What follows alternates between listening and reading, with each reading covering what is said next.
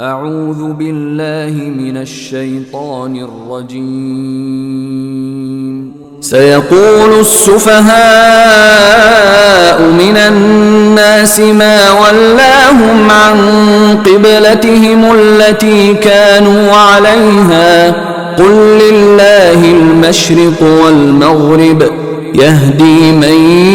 يشاء إلى صراط مستقيم. وكذلك جعلناكم أمة وسطا لتكونوا شهداء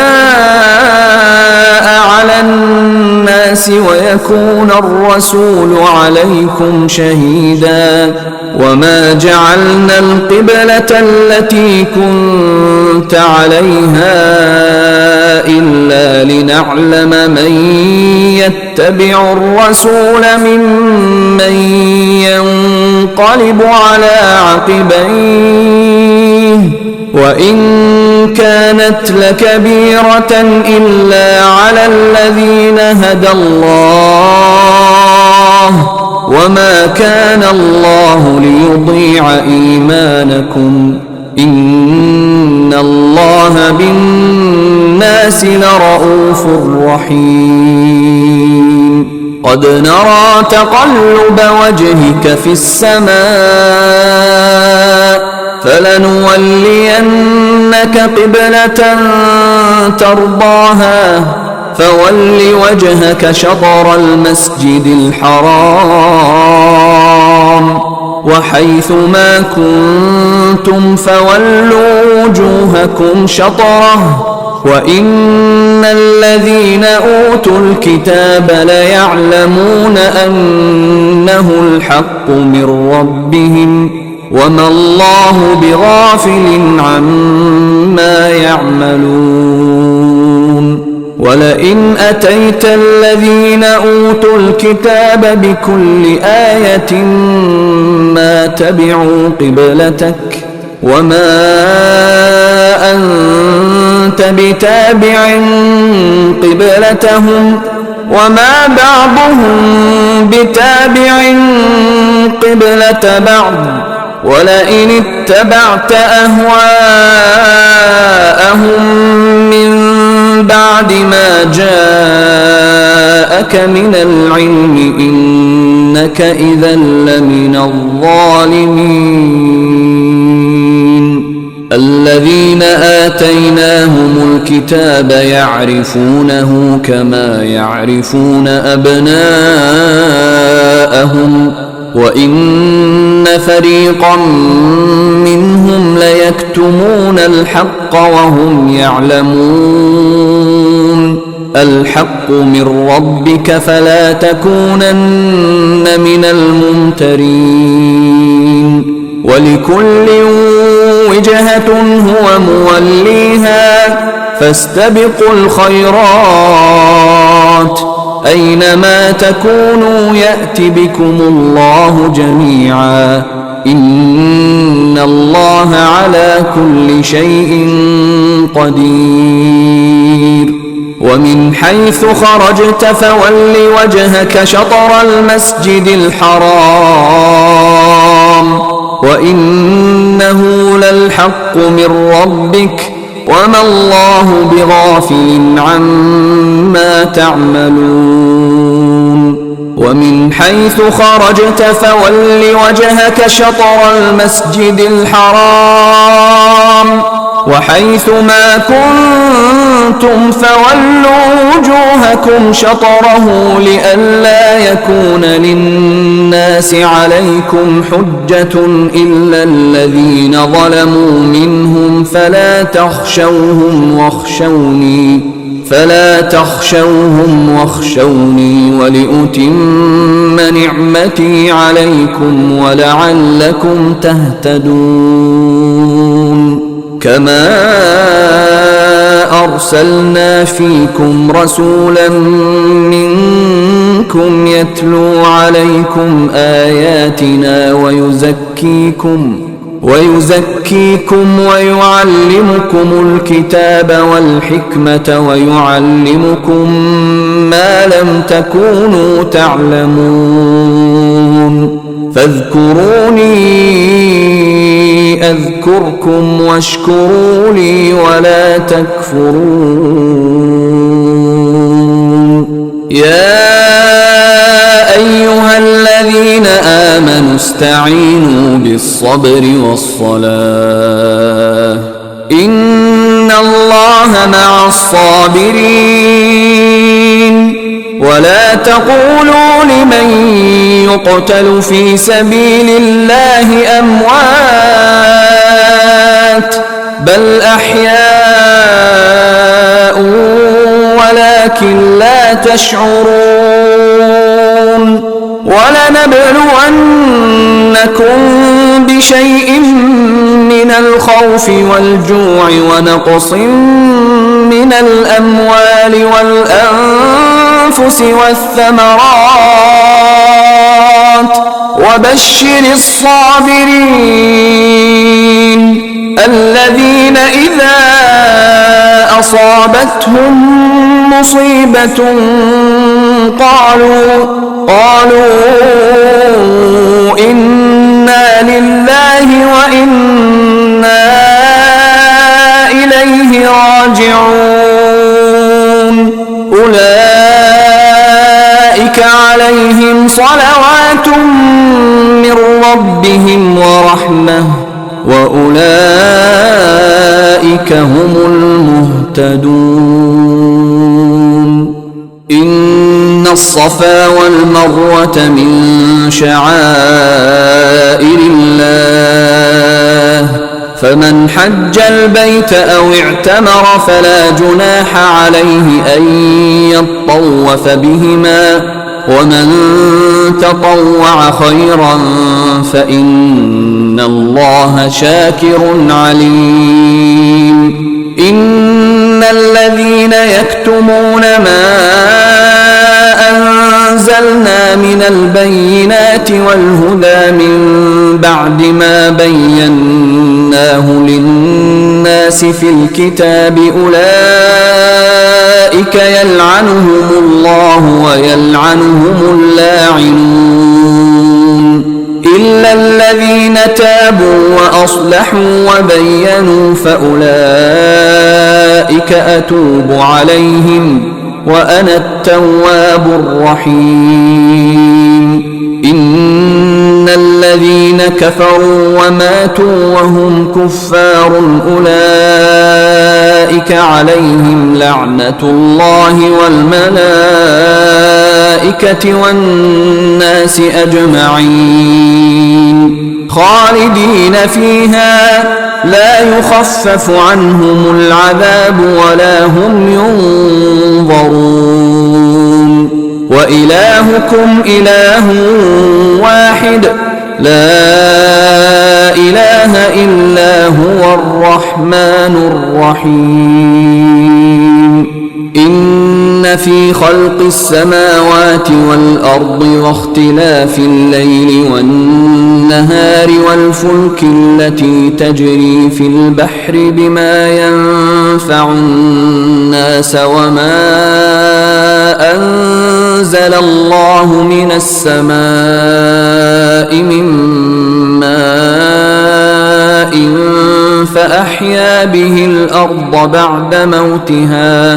فأحيا به الأرض بعد موتها وبث فيها من كل دابة وتصريف الرياح والسحاب المسخر بين السماء والأرض لآيات لقوم يعقلون ومن الناس من يتخذ من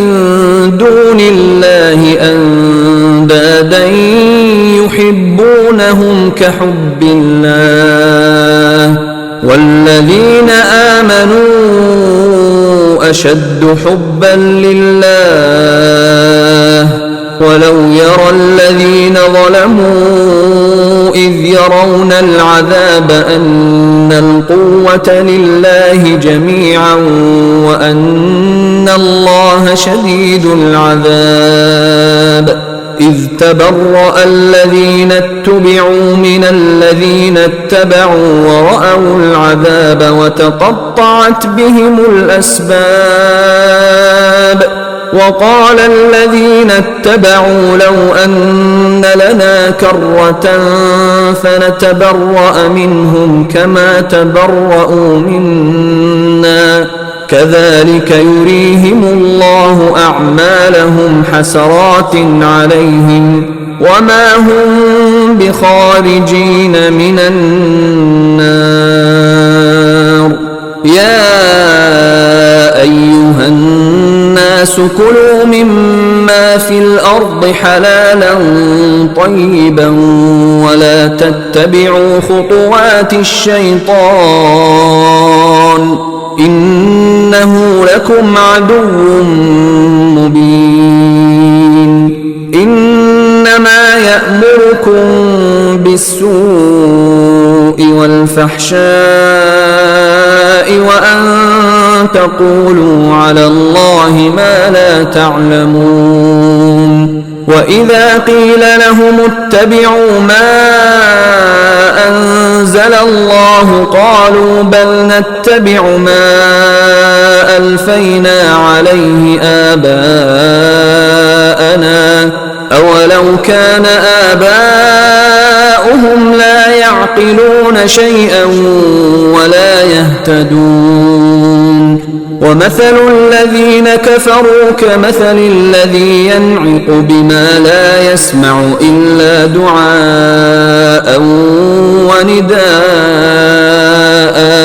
صم بكم عمي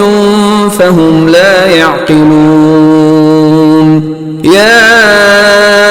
أيها الذين آمنوا كلوا من طيبات ما رزقناكم واشكروا لله إن كنتم إياه تعبدون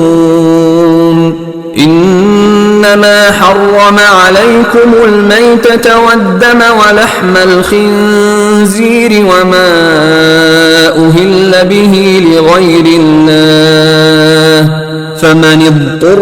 غير باغ ولا عاد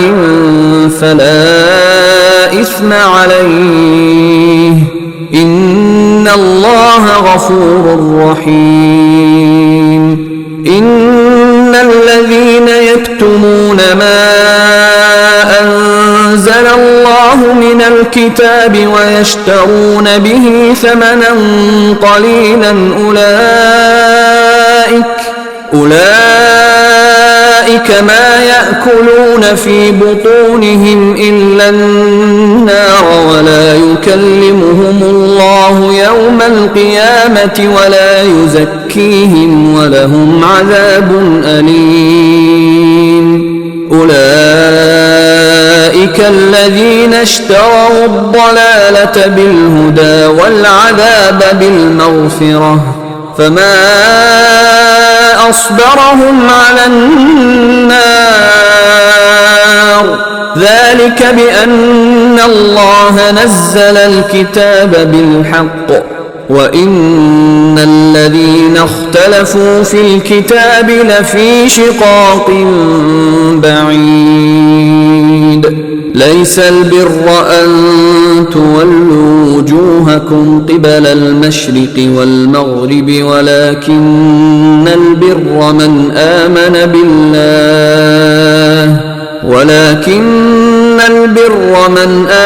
بالله واليوم الآخر والملائكة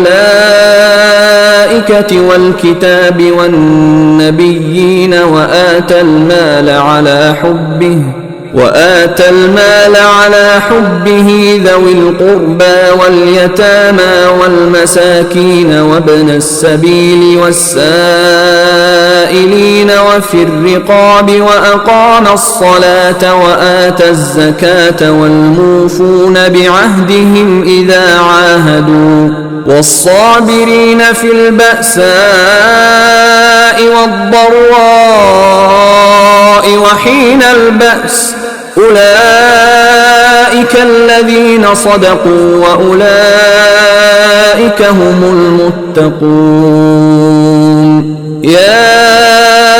أيها الذين آمنوا كتب عليكم القصاص في القتلى الحر بالحر والعبد بالعبد والأنثى بالأنثى فمن عفي له من أخيه شيء فاتباع بالمعروف وأداء إليه بإحسان ذلك تخفيف من ربكم ورحمة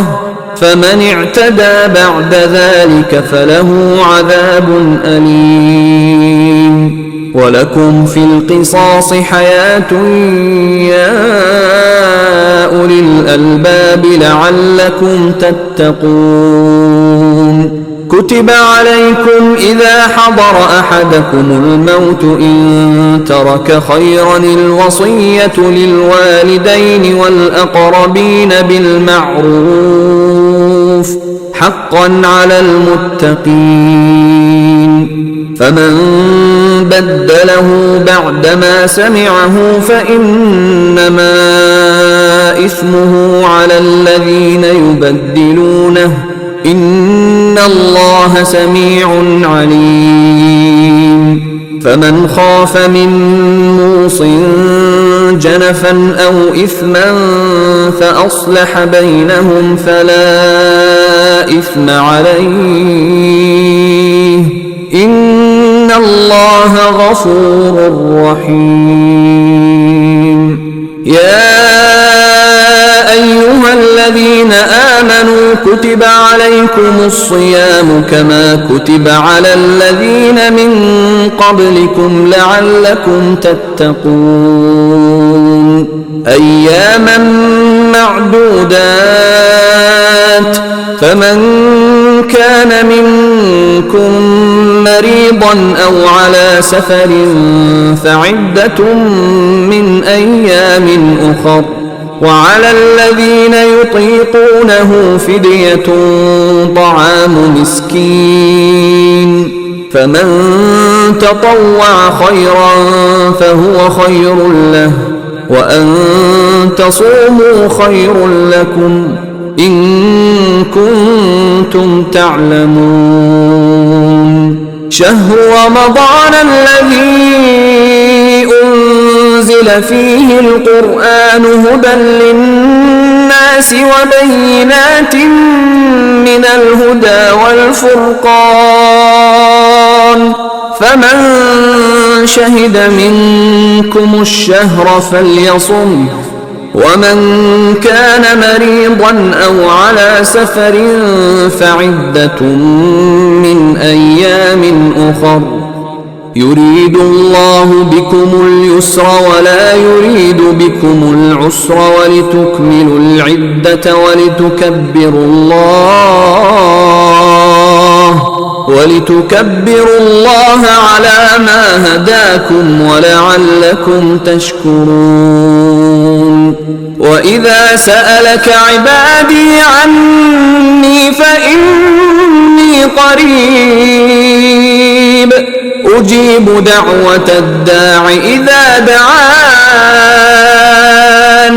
فليستجيبوا لي وليؤمنوا بي لعلهم يرشدون. أحل لكم ليلة الصيام الرفث إلى نسائكم هن لباس لكم وأنتم لباس لهم علم الله أنكم كنتم تختانون أنفسكم فتاب عليكم وعفى عنكم فالآن باشروهن وابتغوا ما كتب الله لكم وكلوا واشربوا حتى يتبين لكم الخيط الأبيض من الخيط الأسود من الفجر ثم أتموا الصيام إلى الليل ولا تباشروهن وأنتم عاكفون في المساجد تلك حدود الله فلا تقربوها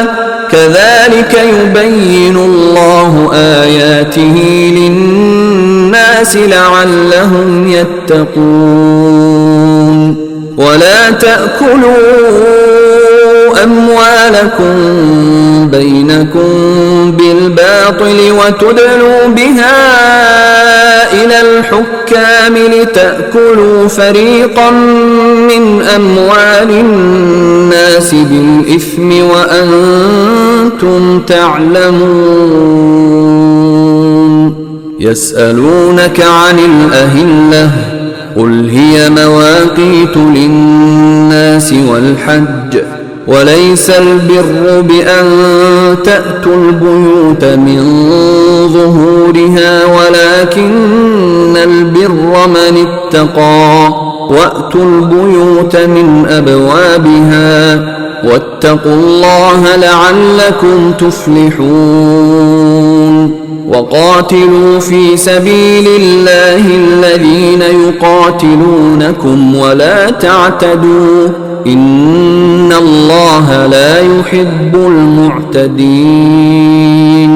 واقتلوهم حيث ثقفتموهم وأخرجوهم من حيث أخرجوكم والفتنة أشد من القتل ولا تقاتلوهم عند المسجد الحرام حتى يقاتلوكم فيه فإن قاتلوكم فاقتلوهم كذلك جزاء الكافرين فإن انتهوا فإن الله غفور رحيم وقاتلوهم حتى لا تكون فتنة ويكون الدين لله فإن انتهوا فلا عدوان إلا على الظالمين الشهر الحرام بالشهر الحرام والحرمات قصاص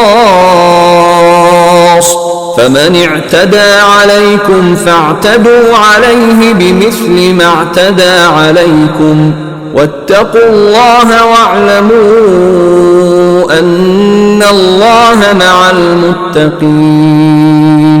وأنفقوا في سبيل الله ولا تلقوا بأيديكم إلى التهلكة وأحسنوا إن الله يحب المحسنين وأتموا الحج والعمرة لله فإن أحصرتم فما استيسر من الهدي ولا تحلقوا رؤوسكم حتى يبلغ الهدي محله فمن كان منكم مريضا أو به أذى من رأسه ففدية من صيام أو صدقة أو نسك فإذا أمنتم فمن تمتع بالعمرة إلى الحج فما استيسر من الهدي فمن لم يجد فصيام 3 أيام في الحج و7 إذا رجعتم تلك 10 كاملة ذلك لمن لم يكن أهله حاضر المسجد الحرام واتقوا الله واعلموا أن الله شديد العقاب الحج أشهر معلومات فمن فرض فيهن الحج فلا رفث ولا فسوق ولا جدال في الحج وما تفعلوا من خير يعلمه الله وتزودوا فإن خير الزاد التقوى واتقون يا أولي الألباب ليس عليكم جناح أن تبتغوا فضلا من ربكم فإذا أفضتم من عرفات فاذكروا الله عند المشعر الحرام واذكروه كما هداكم وإن كنتم من قبله لمن الضالين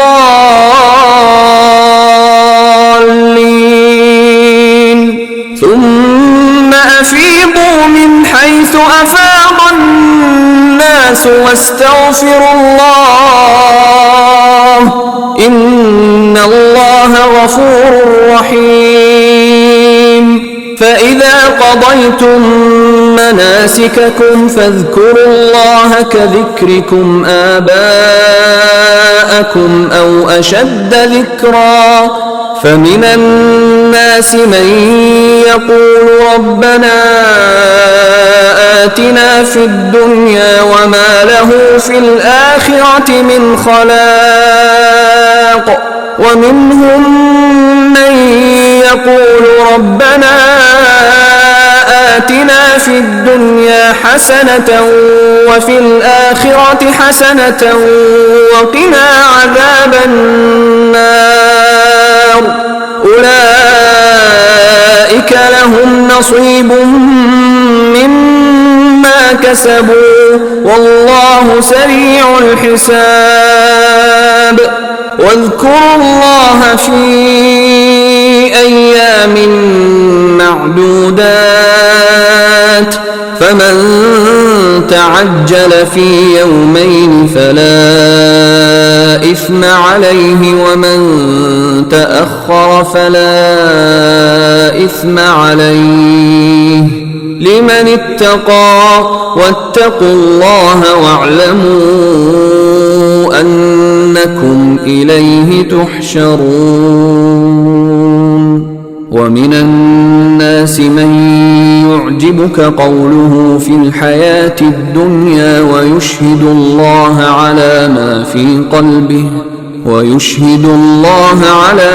في قلبه وهو ألد الخصام وإذا تولى سعى في الأرض ليفسد فيها ويهلك الحرث والنسل والله لا يحب الفساد وإذا قيل له اتق الله أخذته العزة بالإثم فحسبه جهنم ولبئس المهاد ومن الناس من يشري نفسه ابتغاء مرضات الله والله رؤوف بالعباد يا أيها الذين آمنوا ادخلوا في السلم كافة ولا تتبعوا خطوات الشيطان إنه لكم عدو مبين فإن زللتم من بعد ما جاءتكم البينات فاعلموا أن الله عزيز حكيم هل ينظرون إلا أن يأتيهم الله في ظلل من الغمام والملائكة وقضي الأمر وإلى الله ترجع الأمور سل بني إسرائيل كم آتيناهم من آية بينة ومن يبدل نعمة الله من بعد ما جاءته فإن الله شديد العقاب زين للذين كفروا الحياة الدنيا ويسخرون من الذين آمنوا والذين اتقوا فوقهم يوم القيامة والله يرزق من يشاء بغير حساب. كان الناس أمة واحدة فبعث الله النبيين مبشرين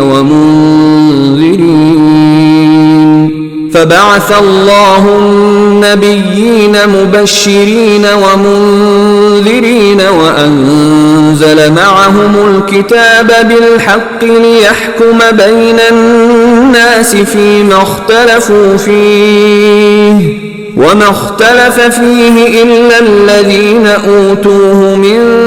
بعد ما جاءتهم البينات بغيا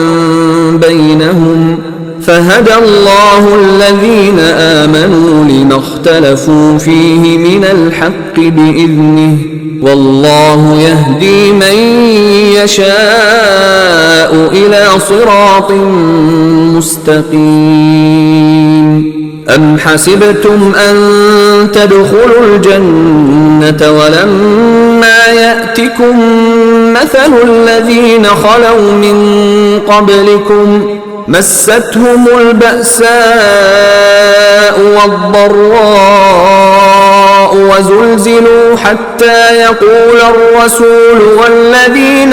آمنوا معه متى نصر الله ألا إن نصر الله قريب. يسألونك ماذا ينفقون قل ما أنفقتم من خير فللوالدين والأقربين واليتامى والمساكين وابن السبيل وما تفعلوا من خير فإن الله به عليم. كتب عليكم القتال وهو كره لكم وعسى أن تكرهوا شيئا وهو خير لكم وعسى أن تحبوا شيئا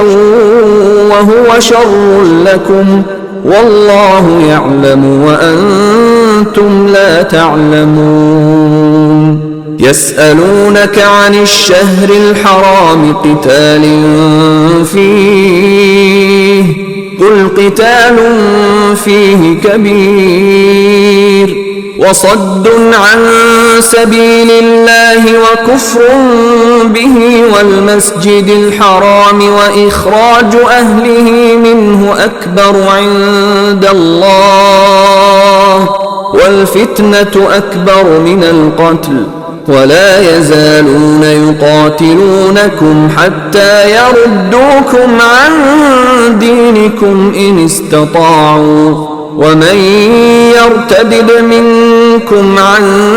دينه فيمت وهو كافر فأولئك حبطت أعمالهم في الدنيا والآخرة وأولئك أصحاب النار هم فيها خالدون. إن الذين آمنوا والذين هاجروا وجاهدوا في سبيل الله أولئك يرجون رحمة الله والله غفور رحيم. يسألونك عن الخمر والميسر قل فيهما إثم كبير ومنافع للناس وإثمهما أكبر من نفعهما ويسألونك ماذا ينفقون قل العفو كذلك يبين الله لكم الآيات لعلكم تتفكرون في الدنيا والآخرة. ويسألونك عن اليتامى قل إصلاح لهم خير وإن تخالطوهم فإخوانكم والله يعلم المفسد من المصلح ولو شاء الله لأعنتكم إن الله عزيز حكيم ولا تنكحوا المشركات حتى يؤمنوا ولأمة مؤمنة خير من مشركة ولو أعجبتكم ولا تنكحوا المشركين حتى يؤمنوا ولعبد مؤمن خير من مشرك ولو أعجبكم أولئك يدعون إلى النار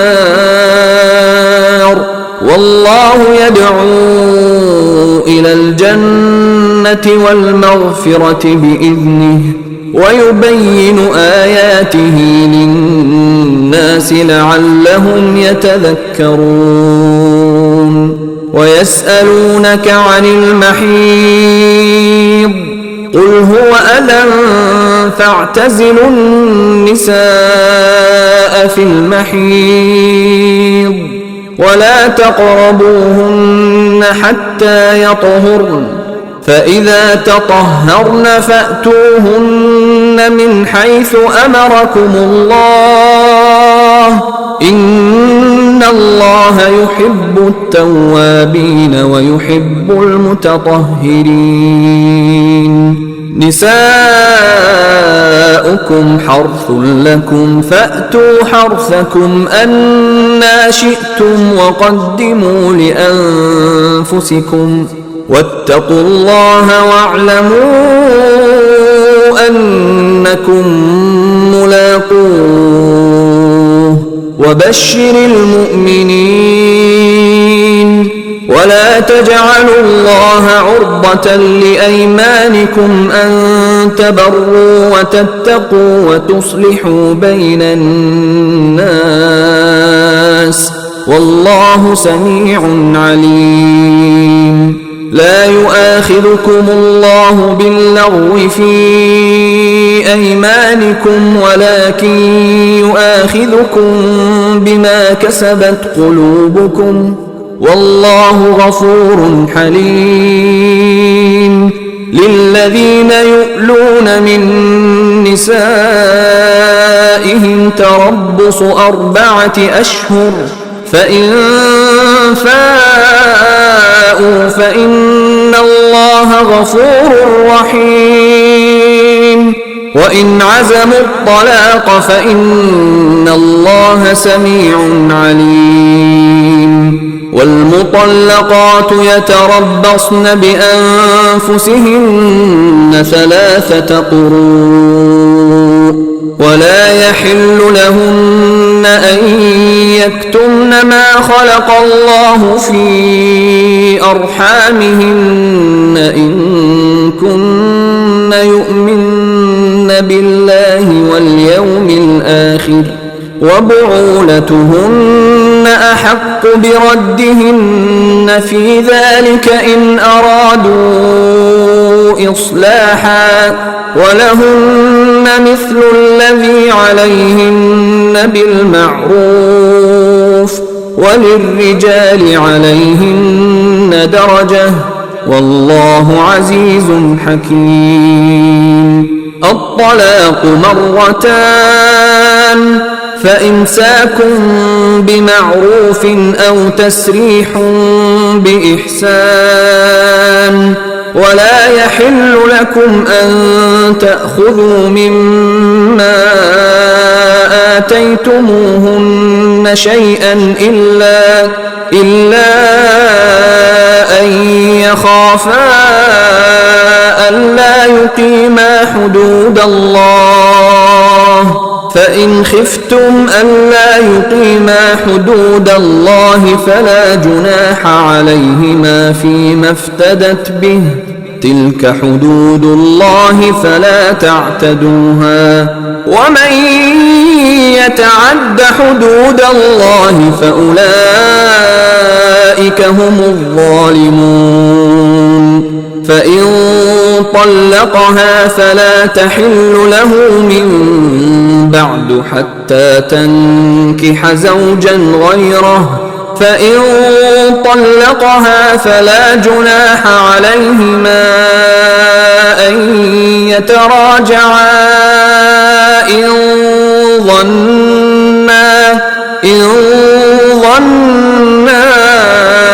أن يقيما حدود الله وتلك حدود الله يبينها لقوم يعلمون وإذا طلقتم النساء فبلغن أجلهن فأمسكوهن بمعروف أو سرحوهن بمعروف ولا تمسكوهن ضرارا لتعتدوا ومن يفعل ذلك فقد ظلم نفسه ولا تتخذوا آيات الله هزوا واذكروا نعمة الله عليكم وما أنزل عليكم من الكتاب والحكمة يعظكم به واتقوا الله واعلموا أن الله بكل شيء عليم وإذا طلقتم النساء فبلغن أجلهن فلا تعضلوهن أن ينكحن أزواجهن إذا تراضوا بينهم بالمعروف ذلك يوعظ به من كان منكم يؤمن بالله واليوم الآخر ذلكم أزكى لكم وأطهر والله يعلم وأنتم لا تعلمون والوالدات يرضعن أولادهن حولين كاملين لمن أراد أن يتم الرضاعة وعلى المولود له رزقهن وكسوتهن بالمعروف لا تكلف نفس إلا وسعها لا تضار والدة بولدها ولا مولود له بولده وعلى الوارث مثل ذلك فإن أرادا فصالا عن تراض منهما وتشاور فلا جناح عليهما وإن أردتم أن تسترضعوا أولادكم فلا جناح عليكم إذا سلمتم ما آتيتم بالمعروف واتقوا الله واعلموا أن الله بما تعملون بصير والذين يتوفون منكم ويذرون أزواجا يتربصن بأنفسهن 4 أشهر وعشرا فإذا بلغن أجلهن فلا جناح عليكم فيما فعلن في أنفسهن بالمعروف والله بما تعملون خبير ولا جناح عليكم فيما عرضتم به من خطبة النساء أو أكننتم في أنفسكم علم الله أنكم ستذكرونهن ولكن لا تواعدوهن سرا إلا أن تقولوا قولا معروفا ولا تعزموا عقدة النكاح حتى يبلغ الكتاب أجله واعلموا أن الله يعلم ما في أنفسكم فاحذروه واعلموا أن الله غفور حليم لا جناح عليكم إن طلقتم النساء ما لم تمسوهن أو تفرضوا لهن فريضة ومتعوهن على الموسع قدره وعلى المقتر قدره متاعا بالمعروف حقا على المحسنين. وإن طلقتموهن من قبل أن تمسوهن وقد فرضتم لهن فريضة فنصف ما فرضتم إلا أن يعفون أو يعفو الذي بيده عقدة النكاح وأن تعفوا أقرب للتقوى ولا تنسوا الفضل بينكم إن الله بما تعملون بصير. حافظوا على الصلوات والصلاة الوسطى وقوموا لله قانتين. فإن خفتم فرجالا أو ركبانا فإذا أمنتم فاذكروا الله كما علمكم ما لم تكونوا تعلمون. والذين يتوفون منكم ويذرون أزواجا وصية لأزواجهم متاعا إلى الحول غير إخراج فإن خرجن فلا جناح عليكم فيما فعلن في أنفسهن من معروف والله عزيز حكيم. وللمطلقات متاع بالمعروف حقا على المتقين. كذلك يبين الله لكم آياته لعلكم تعقلون. ألم تر إلى الذين خرجوا من ديارهم وهم ألوف حذر الموت فقال لهم الله موتوا ثم أحياهم إن الله لذو فضل على الناس ولكن أكثر الناس لا يشكرون. وقاتلوا في سبيل الله واعلموا أن الله سميع عليم. من ذا الذي يقرض الله قرضا حسنا فيضاعفه له أضعافا كثيرة والله يقبض ويبسط وإليه ترجعون. ألم تر إلى الملأ من بني إسرائيل من بعد موسى إذ قالوا لنبي لهم ابعث لنا ملكا نقاتل في سبيل الله قال هل عسيتم إن كتب عليكم القتال ألا تقاتلوا قالوا وما لنا ألا نقاتل في سبيل الله وقد أخرجنا من ديارنا وأبنائنا فلما كتب عليهم القتال تولوا إلا قليلا منهم والله عليم بالظالمين. وقال لهم نبيهم إن الله قد بعث لكم طالوت ملكا قالوا أنى يكون له الملك علينا ونحن أحق بالملك منه ولم يؤت سعة من المال قال إن الله اصطفاه عليكم وزاده بسطة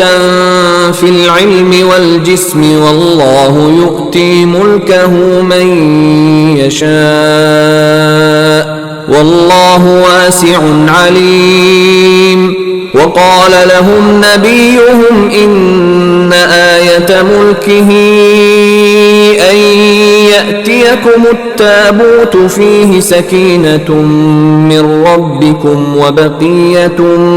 مما ترك آل موسى وآل هارون تحمله الملائكة